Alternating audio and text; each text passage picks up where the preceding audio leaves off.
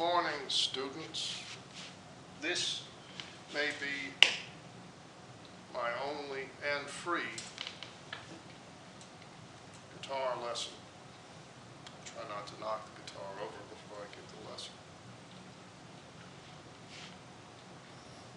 As you can see, I'm left-handed, meaning I pick the strings with this instrument, the flat pick normally, or my fingers, and I use my left hand to do it. And when I fret or move notes or try to, I use my right hand.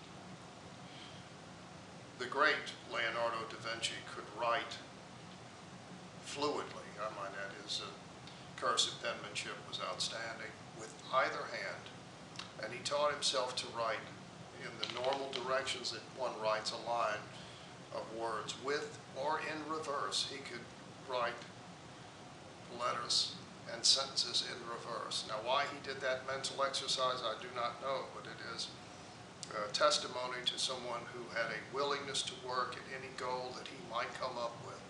And of course, this paid rich dividends in his life. I'm off topic, but I thought I would mention that. The reason that I'm doing this free lesson today is I just learned something once again. This bridge on this guitar and the back of this guitar has, as you can see, 3 springs, black in color. There's nothing unusual about them. They're not larger than the standard issue. These came with the instrument when I purchased this instrument in 1999. I found the receipt.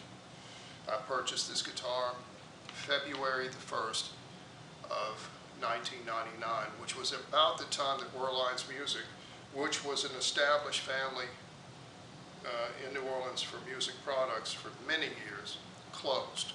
They decided to close down. This instrument has a floating bridge, which means this bridge with a tremolo bar can be moved up and down. It's an amazing invention, and I've discovered over the years, and this morning is included in over those years, that this instrument and the people that have been responsible for its creation and modifications over the years are quite intelligent, quite indeed. Leo Fender was a bright fellow, a Sun Leo, the lion, and his moon in Pisces. That's a very good combination, I've discovered. A few characters from England, or people from England with that combination include Robert Plant, the vocalist for Led Zeppelin, and other bands. Leo Fender from the United States. Mark Knopfler of Dire Straits is another one.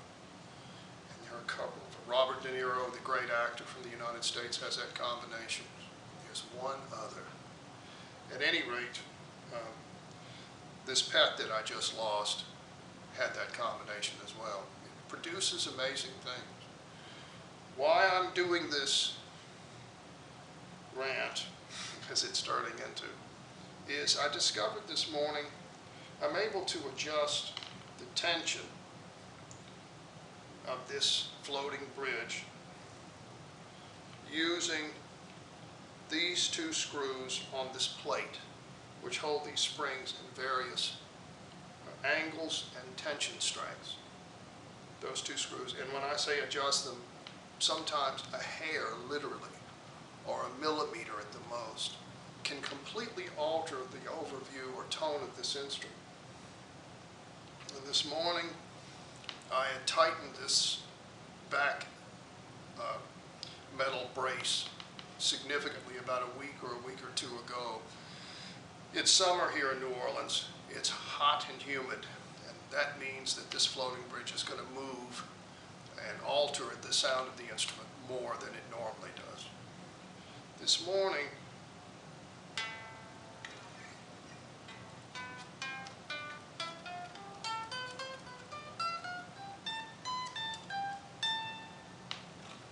I noticed that the sound was particularly resonant.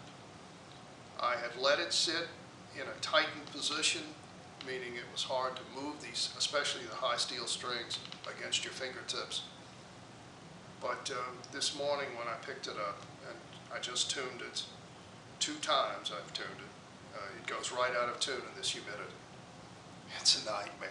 But I discovered that I've stumbled upon something which gives an incredible. This is with no amp and a fender.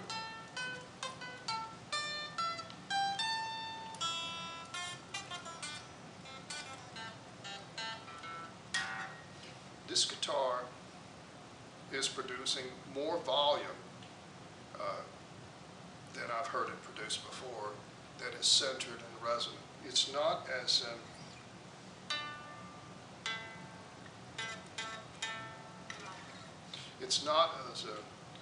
focused as it was before I pulled the camera out.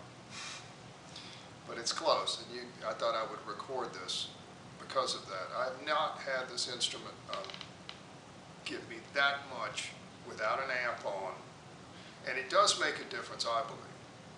If you get a thick, round, centered, focused, balanced throughout all of the high notes and low notes, the tonality has a kind of a balance to it. Running it through simply a chord into an amp is really all you need. Of course, having an instrument that you can count on to stay with stability to hold that is preferable.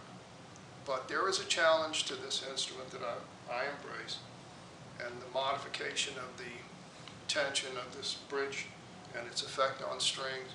It can even, for example, make old strings, which these are, sound new, if it's done with a certain amount of luck and precision. And so that was why I sort of turned this camera on. And as usual, I went 15 directions at once. It's a discipline to do this. It's annoying. It's torture. But sometimes, like, it was this note this morning.